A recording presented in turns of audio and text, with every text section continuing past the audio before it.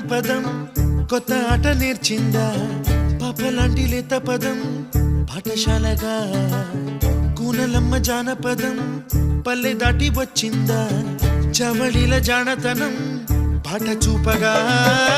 కుంచెలో దాగే చిత్రాలు ఎదురొచ్చేలా అంతటా ఎన్నో వర్ణాలు మంచులో దాగే చైత్రాలు బదులిచ్చేలా ఇంతలా ఏవో రాగాలు